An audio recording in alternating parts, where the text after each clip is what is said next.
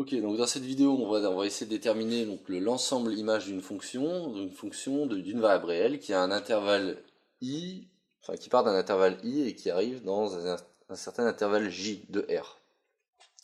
Alors i est ce qu'on appelle l'ensemble de départ et j est ce qu'on appelle l'ensemble d'arrivée. Alors qu'est-ce que c'est que l'ensemble image? C'est l'ensemble c'est l'ensemble des images des éléments de i, c'est-à-dire l'ensemble des f de x pour x qui se baladent dans i.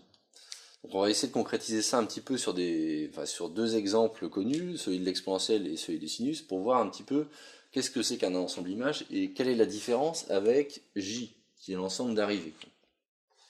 Donc pour concrétiser ça, considérons par exemple l'exponentielle. L'exponentielle, c'est une fonction qui est définie sur R entier. C'est une fonction qui est définie sur R. Et c'est une fonction qui est également, a priori, à valeur dans R.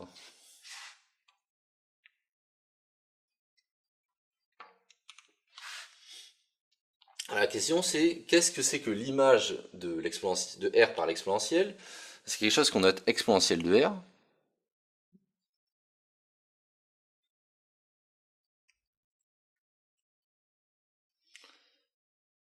Et cet ensemble, c'est l'ensemble, donc l'accolade ça veut dire ensemble, l'ensemble des éléments de la forme exponentielle de x pour x qui se balade dans R. Donc comment déterminer cet ensemble? Premièrement, graphiquement, dessinons l'ensemble R. L'ensemble R sur l'axe des abscisses, en fait c'est tout l'axe des abscisses en entier.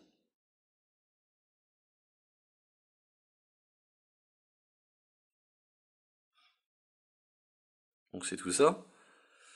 Et l'idée c'est de regarder quel ensemble va décrire l'ensemble des images de ces points. Donc là ce qu'on remarque c'est que en fait toutes les images vont être à valeur,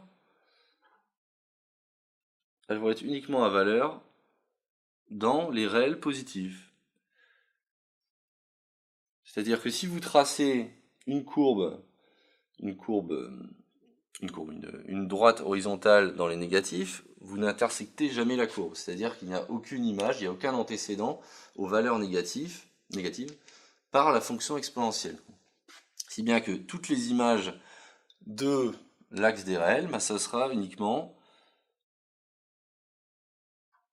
l'ensemble des réels qui sont positifs, et même strictement positifs, parce que 0, pour la exponentielle, n'a aucun antécédent. Donc, l'ensemble image de exponentielle de R par l'exponentielle, c'est ce qu'on appelle R plus étoile, c'est-à-dire l'ensemble des X qui sont strictement positifs. C'est-à-dire R plus étoile.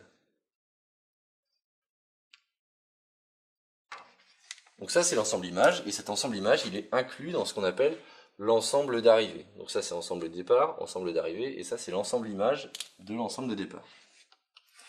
Alors, pour voir un petit peu les éventuelles subtilités qu'il peut y avoir, changeons légèrement l'ensemble de départ de l'exponentielle.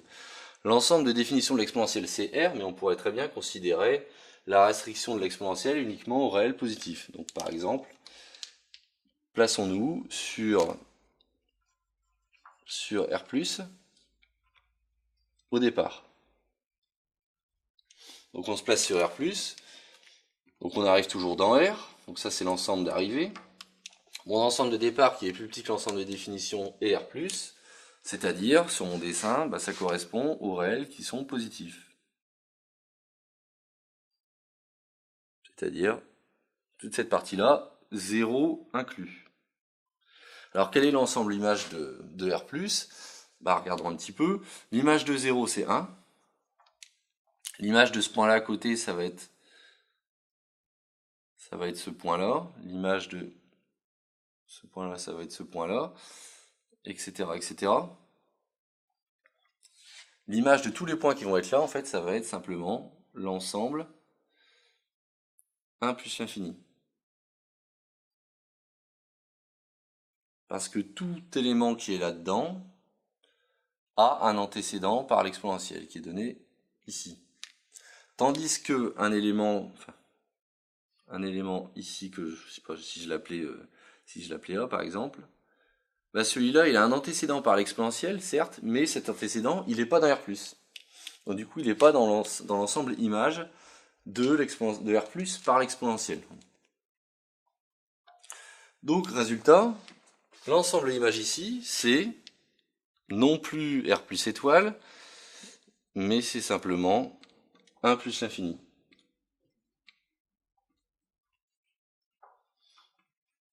Faisons un troisième exemple, et dernier exemple, donc sur l'exemple du sinus.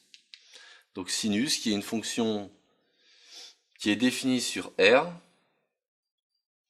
et qui arrive a priori donc, comme fonction dans R. Et on voudrait regarder son ensemble son ensemble image, l'image de R par sinus. Bon, alors R c'est tout l'axe des abscisses. Et donc si on trace une droite horizontale ici, on remarque qu'il n'y a strictement aucun antécédent par la fonction sinus. Si on trace une droite horizontale ici, on remarque qu'il n'y a aucune intersection non plus, donc il n'y a aucun antécédent par la fonction sinus. Donc ces deux points n'appartiennent pas à l'ensemble image.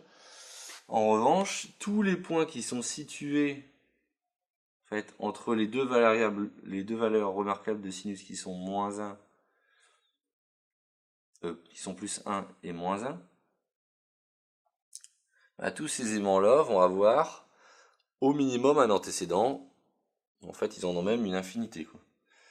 Donc l'ensemble image, ça va être tous les éléments qui sont compris entre moins 1 et 1. Par exemple, si je prends ce point-là, j'ai une intersection, et donc j'ai bien un antécédent par la fonction sinus. De même pour ce point-là, etc., etc. Donc, l'ensemble image de sinus, qu'on note sinus de R, l'ensemble image, c'est moins 1. Donc voilà, ce qu'il faut retenir en tout cas, c'est que l'ensemble image dépend évidemment de l'ensemble de départ qui a été choisi. Donc, ensuite, l'ensemble image n'a rien à voir avec l'ensemble d'arrivée a priori, il peut y être égal, mais il peut aussi ne pas être égal. Et l'ensemble de départ qu'on a choisi n'est pas nécessairement l'ensemble de définition usuelle de la fonction en question. On peut choisir un ensemble de départ plus petit que le vrai ensemble de définition. Voilà, donc ça clôture cette vidéo sur trouver l'ensemble image d'une fonction à variable réelle.